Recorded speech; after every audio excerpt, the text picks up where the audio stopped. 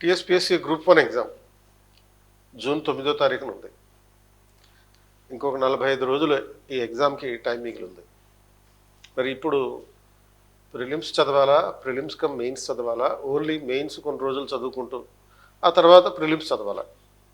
ఇలాంటి క్వశ్చన్స్ చాలామంది ఆస్పిరెంట్స్ అడుగుతూ ఉన్నారు. సో నా సలహా ఏంటంటే, ఇప్పుడున్నటువంటి 45 రోజుల్లో ప్రిలిమ్స్ 13 యూనిట్లు ఉన్నాయి. ఈ 13 యూనిట్లో ఒక 4 యూనిట్ల వరకు కరెంట్ అఫైర్స్ ఉన్నాయి. సో కాబట్టి ఒక 8-9 యూనిట్లు ప్రస్తుతం మనకి ఉన్నటువంటి ప్రధానమైనటువంటి యూనిట్స్. ఈ 8 యూనిట్లని యావరేజ్న రోజుకి ఒక్కొక్క యూనిట్ని 5 రోజుల పాటు రివిజన్ చేయండి. రివిజన్ చేయలేని సబ్జెక్టు మీరు చదవకండి. మీరు ఆల్రెడీ 2 ప్రిలిమ్స్ రాసి ఉండొచ్చు. కొంతమంది ఒకే ప్రిలిమ్స్ రాసి ఉండొచ్చు. కొంతమంది కొత్తగా మొదటిసారిగా ఈ ఎగ్జామ్ రాస్తూ ఉండొచ్చు. రీసెంట్గా గ్రాడ్యుయేషన్ అయిపోయి రెండోసారి నోటిఫికేషన్ ఇవ్వడం వల్ల కొత్తగా కొంతమంది ఈ ఎగ్జామ్ రాస్తుండొచ్చు. సో వీళ్ళందరూ కూడా అంటే ఏమైంది, ఇప్పుడు పోటీ పెరిగింది. ప్రిలిమ్స్ ఎగ్జామ్ ఎలా వచ్చిందో మనం చూసాం. 2 ప్రిలిమ్స్లోనూ అది యూపీఎస్సీ స్టాండర్డ్లో ఉంది. అలాగే కొన్ని ఎక్కువ ఫ్యాక్ట్స్ మీద ఫోకస్ చేస్తూ ఇచ్చారు. అండ్ ఈ ఫ్యాక్ట్స్ని మనం మరోసారి లాస్ట్ ఇయర్ అంతా జరిగినటువంటి కరెంట్ ఇష్యూస్ని దృష్టిలో పెట్టుకొని ఒకసారి అప్డేట్ చేసుకోండి.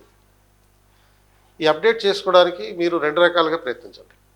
ఒకటి, కరెంట్ అఫైర్స్ ఓరియంటెడ్గా ఈ సబ్జెక్ట్ని చదువుకోవడం, దాన్ని రివిజన్ చేయడం. 2, ఈ రివిజన్ చేసిన దాన్ని ప్రాక్టీస్ చేయడం. ప్రాక్టీస్ చేయడం అంటే కంపల్సరీగా వీటికి సంబంధించిన టెస్ట్ సిరీస్లు రాయండి. టెస్టులు రాయండి అంటే ఓన్లీ 21st సెంచరీలోనే రాయాలనేం లేదు. మీకు ఎక్కడ వీలైతే అక్కడ రాయండి, ఎక్కడ కుదిరితే అక్కడ రాయండి, కానీ రాయండి. ఎందుకంటే ఇప్పుడు మేము ఒక 15 టెస్టులు పెడుతున్నాం. 45 రోజులకు కావాల్సిన 15 టెస్టులు. ప్రతి 3 రోజులకు ఒక టెస్ట్ ఉంటుంది. సబ్జెక్ట్ వైజ్గా టెస్టులు ఉన్నాయి, అలాగే ఓవరాల్గా గ్రాండ్ టెస్టులు ఉన్నాయి. సబ్జెక్ట్ వైజ్గా ఒక 10 గ్రాండ్ టెస్టులు పెడతాం. అలాగే మరొక 5 ఓవరాల్ గ్రాండ్ టెస్టులు ఉంటాయి, అన్ని సబ్జెక్టులు కలిపి. పాలిటీ, ఎకానమీ, హిస్టరీ, జాగ్రఫీ, అలాగే current affairs, science and technology, ఇట్లా సబ్జెక్ట్ వైజ్గా ఫస్ట్ ఒక్కొక్క దాంట్లో నుంచి 150 మార్కుల క్వశ్చన్స్ పెడుతున్నాం. అది అయిపోయిన వెంటనే ఈ ఓవరాల్ గ్రాండ్ టెస్టులు అంటే మొత్తం అన్ని సబ్జెక్టులు కలిపి 150 మార్కులు చెప్పాలి. సో ఇన్ని రాస్తే కనుక మీరు ఒక 2200 క్వశ్చన్ల వరకు మీరు ప్రాక్టీస్ చేయగలుగుతారు. ఇన్ని క్వశ్చన్స్ని ప్రాక్టీస్ చేసినా కూడా అంటే ప్రతి ప్రశ్నకి కనీసం ఒక 10 ప్రశ్నలు అడిషనల్గా మీరు చేయడానికి అవకాశం ఉంటుంది. అప్పుడు మనం ఈ ప్రిలిమినరీ ఎగ్జామ్లో ఎటువంటి తప్పులు లేకుండా మ్యాక్సిమం స్కోర్ చేయడానికి అవకాశం ఉంటుంది. రిస్క్ లేకుండా మెయిన్స్కి ప్రిపేర్ అవ్వడానికి ప్రారంభించవచ్చు.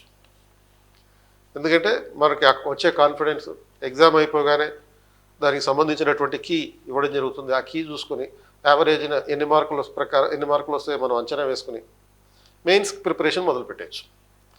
మిగతా వాళ్ళకన్నా ఒక స్టెప్ ముందుండొచ్చు. అంటే ఎవరికైతే ఇలాంటి ప్రాక్టీస్ ఉండదు, ఎవరికైతే కాన్ఫిడెన్స్ ఉండదు, ఆ కాన్ఫిడెన్స్ లేని వాళ్ళు ఫైనల్కి వచ్చాక వెయిట్ చేద్దాం, లేకపోతే రిజల్ట్ వచ్చాక అప్పటిదాకా వెయిట్ చేద్దాం అని మెయిన్స్ ఎగ్జామ్కి సంబంధించిన ప్రిపరేషన్ని వాయిదా వేస్తుంటారు. కానీ మీరు ప్రిలిమ్స్కి సంబంధించిన ఇంత ప్రిపరేషన్ చేసి టెస్టులు రాస్తే ప్రిలిమినరీ ఎగ్జామ్ అయిపోయిన వెంటనే మెయిన్స్ ప్రిపరేషన్ మొదలుపెట్టేయచ్చు. మిగతా వాళ్ళకన్నా 2 అడుగులు ముందే ఉండొచ్చు. అప్పుడు ప్రిలిమ్స్ అయిపోగానే జనరల్ ఎస్సే మొదలు పెడతాం, అలాగే ఆన్సర్ రైటింగ్ మొదలు పెడతాం, మెయిన్స్ క్లాసెస్ మొదలు పెడతాం. వాటన్నిటిని మీరు ఉపయోగించుకుని మెయిన్స్లో మిగతా వాళ్ళకన్నా మరిన్ని మార్కులు ఎక్కువ తెచ్చుకోవడానికి అవకాశం ఉంటుంది. సో ఈ అంశాలన్నిటినీ దృష్టిలో పెట్టుకుని రాబోయే ఆదివారం ఈ ప్రిలిమ్స్కి సంబంధించినటువంటి టెస్ట్ సిరీస్ మొదలవుతుంది. దీనికి అటెండ్ అవ్వండి. అండ్ మన 21st సెంచరీ స్టూడెంట్స్ ఎవరైతే పాత స్టూడెంట్స్ ఉంటారో వాళ్ళందరికీ 50% డిస్కౌంట్ ఇస్తున్నాం. సో ఈ అవకాశాన్ని ఉపయోగించుకోండి. మ్యాక్సిమం పాస్ అవ్వడానికి ప్రయత్నం చేయండి. 21st సెంచరీ స్టూడెంట్స్ రాష్ట్రంలో ప్రతి జిల్లాలో కనీసం 5-6 ఉద్యోగాల్లో కనపడాలి.